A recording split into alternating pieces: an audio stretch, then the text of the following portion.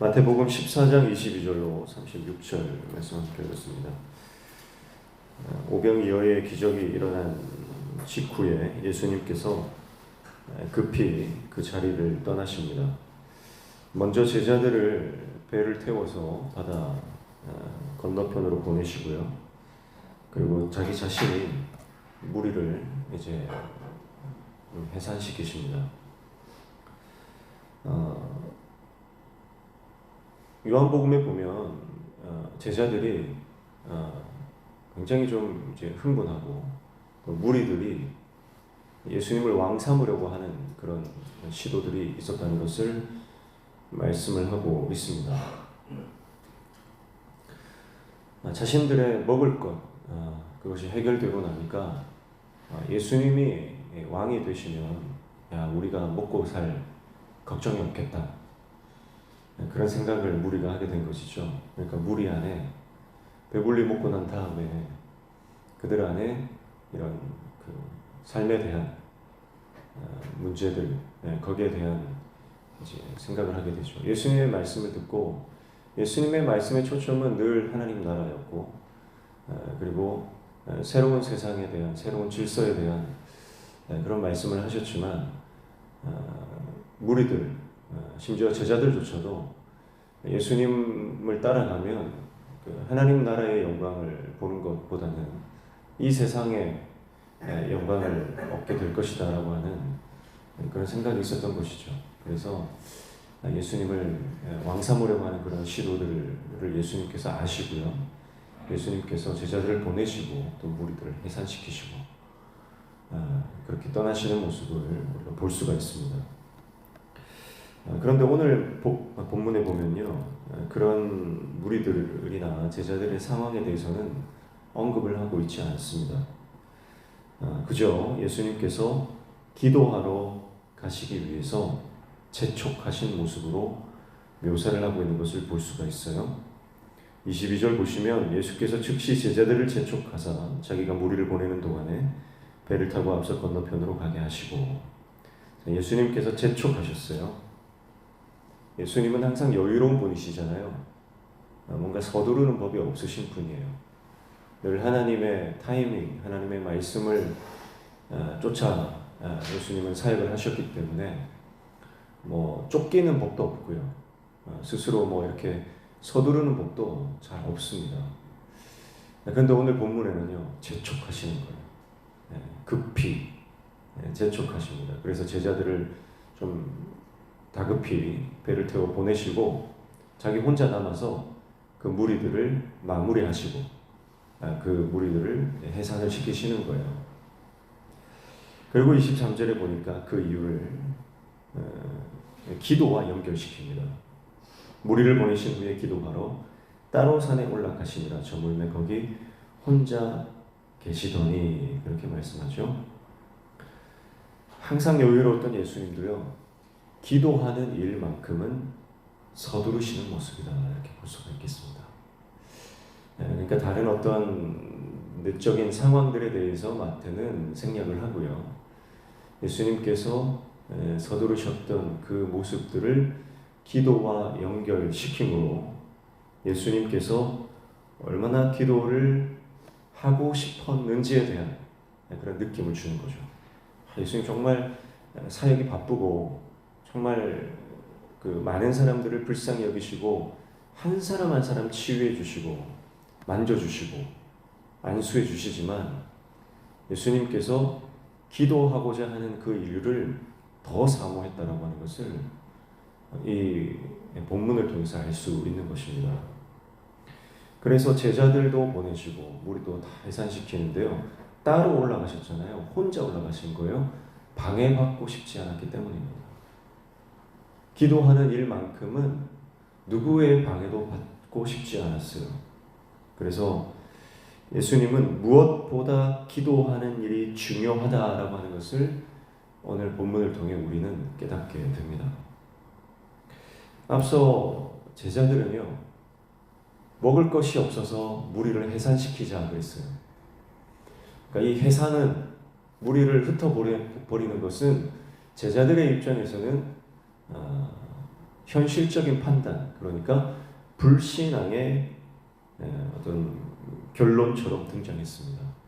그런데 오늘 예수님께서 이 무리를 흩으시는 것은 이 해산은 기도하기 위한 조치로 등장을 하는 거죠. 같은 해산이지만요, 무리를 흩어버리는 같은 모양이지만 그 목적과 의도는 완전히 달라요. 그렇죠. 예수님도 기도하기 위해서 그 기도하기 위한 가장 좋은 조건을 스스로 만들어 가시는 것을 볼 수가 있죠. 그리고 사역보다 중요한 것이 기도다라고 하는 것을 예수님께서 몸소 보여주시고 마태는 그것에 집중을 하고 있습니다. 사랑하는 성도 여러분, 기도가 가장 중요합니다. 일하는 것보다. 이것이 심지어 하나님의 일이고 사역이다 할지라도요, 그 사역보다 중요한 것은 기도입니다. 기도가 전제되지 않으면, 우리가 주님과 대화하는 그 시간을 확보하지 않으면 우리의 사역은 노동이 되고 일이 되고 부담이 되고 고통이 될 수 있습니다. 일은 하는데 내가 하나님과 교제하는 시간을 상실해버리면, 그 시간을 확보하지 못하면 일하면서도 짜증이 나고요, 일하면서도 뭔가 마음이 불편합니다. 교회 안에서 열심히 사역하시는데 어느 순간 나가 떨어지는 분들을 보시면 하나님과의 소통하는 시간, 하나님과 교제하는 시간, 하나님 앞에 엎드려 기도하는 시간이 부족했다라고 하는 것을 우리가 종종 보게 되거든요. 사역에 성공하기 위해서는 먼저 기도에 성공해야 합니다. 하나님 앞에서 내가 단독자로 서서 하나님의 음성을 듣는 것, 그리고 내 안에 있는 모든 것들을 하나님 앞에 다 쏟아내고 주님 안에서 해결함 받는 것, 모든 감정의 쓰레기들, 모든 사역에서 오는 모든 부담감들, 여러 가지 힘든 상황들, 그런 것들을요, 내가 지고 갈 수 없어요. 내가 하나님 앞에 가지고 가서 하나님께 다 쏟아 버려야 돼요. 그리고 그 문제에 대해서 말씀으로 응답을 받고 하나님께서 내 마음을 위로하시고 만지시는 그 경험들, 그 시간들이 없다면 우리가 끝까지 사역할 수 없고 끝까지 제자의 길을 갈 수가 없습니다.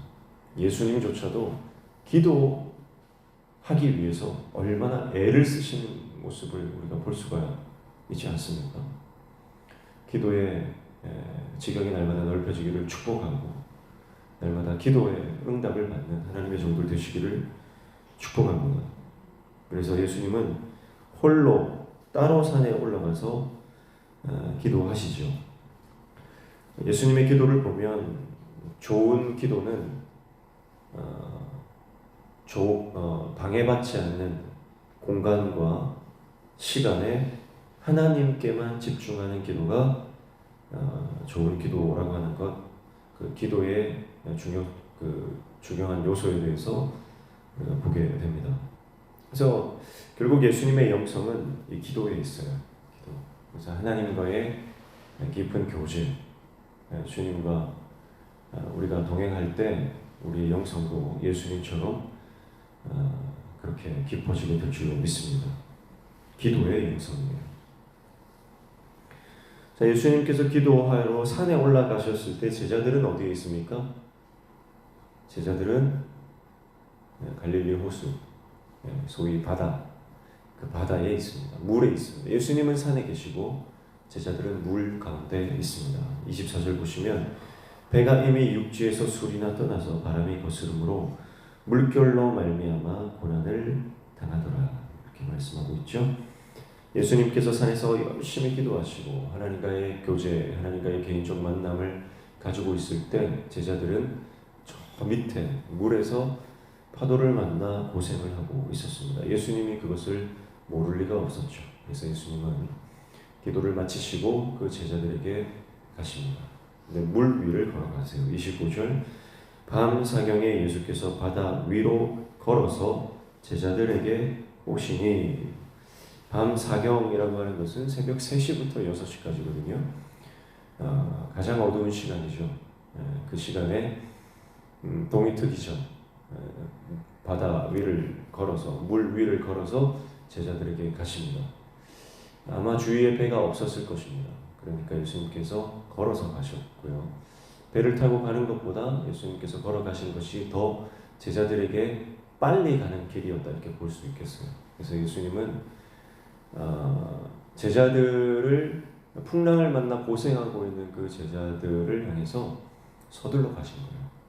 그래서 이런 느낌이 저는 들어요. 반가운 손님이 오거나 급한 일이 있을 때 다급할 때는요, 뭐 버선발로 뛰어나간다, 뭐 맨발로 뛰어나간다 그런 표현을 하지 않습니까? 예수님께서 배가 어디 있나 찾을 겨를도 없이요. 예수님께서 고난당하고 있는 풍랑으로 힘겨워하고 있는 그 제자들에게 이제 기도는 그래도 기도를 해야 되니까요. 그러나 기도가 마치시고 나서 제자들에게 조금이라도 더 빨리 가기 위해서 버선발로 뛰어나가시는 물 위를 걸어가시는 이 물 위를 걸어가신다는 것에서 저는 예수님께서 제자들을 얼마나 사랑하시는가 하는 그런 생각을 하게 돼요. 예수님 그런 분이세요.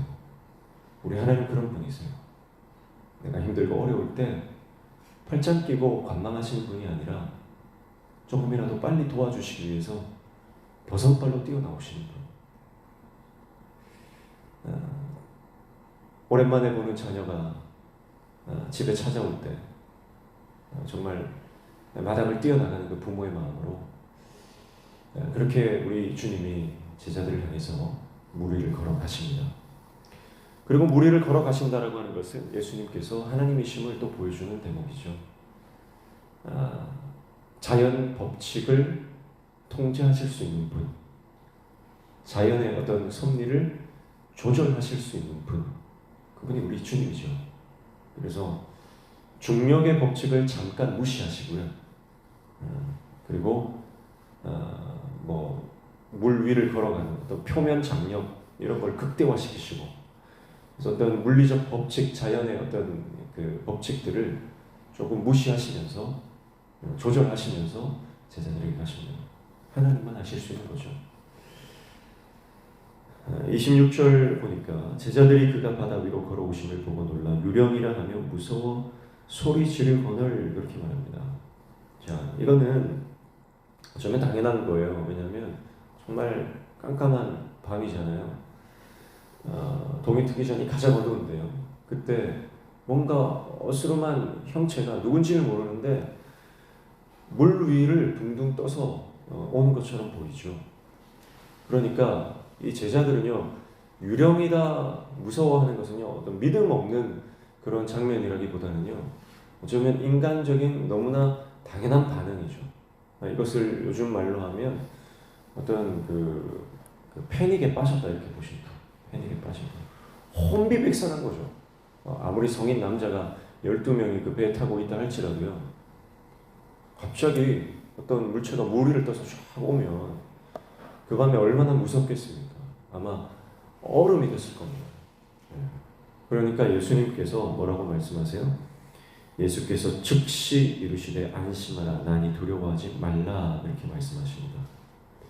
즉시. 제자들이 어쩌면 이제 기절할 줄 모르는 그런 상황인 거예요. 너무 충격을 받아가지고 너무 두려운 나머지 공포심에 기절하기 일보 직전입니다. 그러니까 예수님께서 즉시 두려워하지 말라는 거예요. 안심하라는 거예요. 난이 두려워하지 마라. 나다. 에고 에이미. 나다. 그런 표현이죠. 28절에 제자들이 예수님의 음성을 들어서 약간 정신을 차립니다. 근데 베드로가 이런 제안을 하죠. 베드로가 대답하여 이르되 주여 만일 주님이시거든 나를 명하사 물 위로 오라 하소서 하니 그렇게 말합니다. 자, 베드로답죠.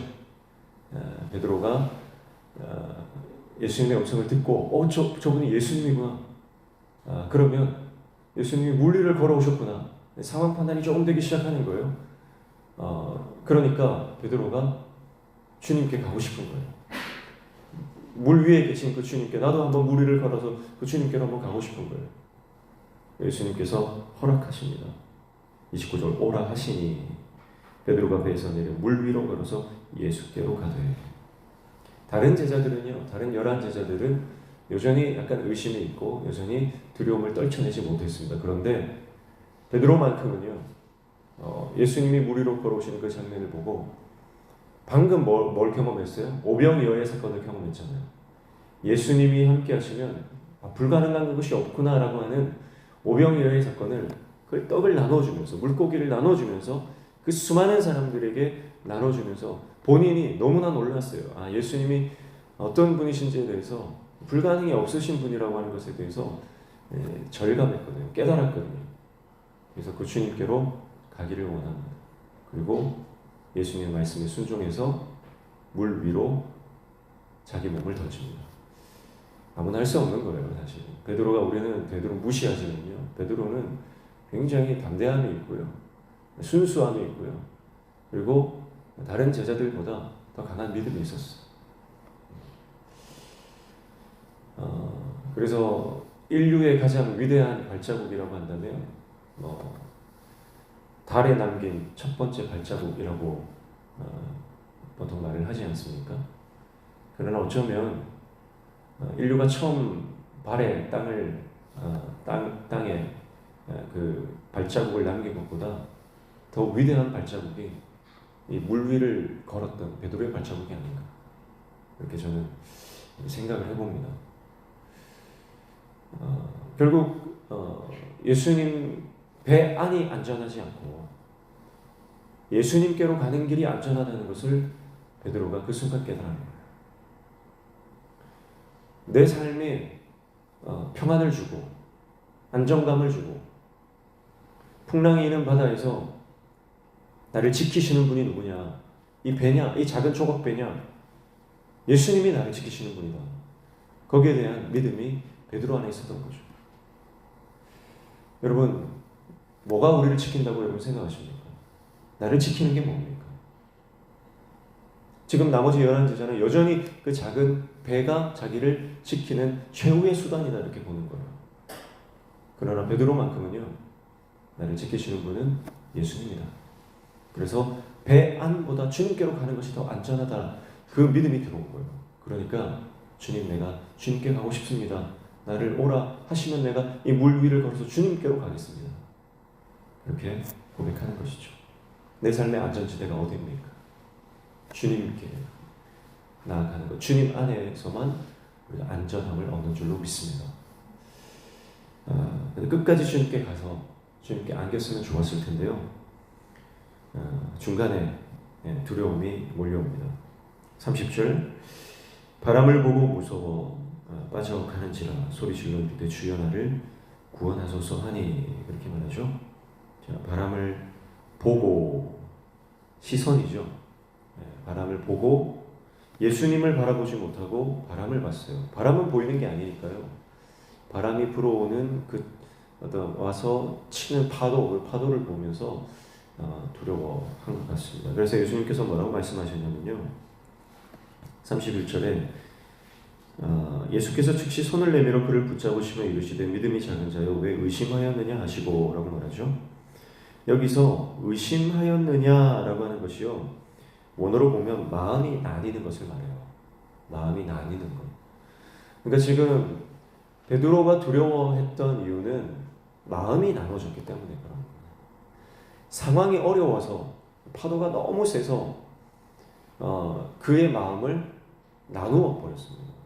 예수님만 바라볼 때는 그가 물 위를 걸었지만 그의 마음이 나눠지고 그의 시선이 나누어지고 그가 예수님보다 일렁이는 파도를 보았을 때 그는 물속에 빠져들어가게 된 것이죠.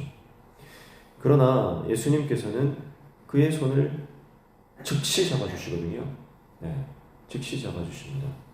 그리고 믿음이 없는 자라고 말씀하지 않으셨죠. 믿음이 작은 자여라고 말씀하셨어요. 그러니까 이것은 어떤 책망의 의미보다는요, 예수님의 어떤 교훈인 거죠. 너의 믿음, 작은 믿음만 있어도, 겨자씨만한 믿음만 있어도요, 사실은 하나님의 역사가 일어나거든요. 그래서 사실 이 베드로의 상황은요, 하나님의 역사를 경험하고 있는 상황입니다. 그래서 예수님은 마음이 나눠지면 안 된다. 의심 이라고 하는 것은 마음이 나눠진다. 그러니까 너가 마음이 나눠지면 안 된다. 끝까지 나를 바라봐요.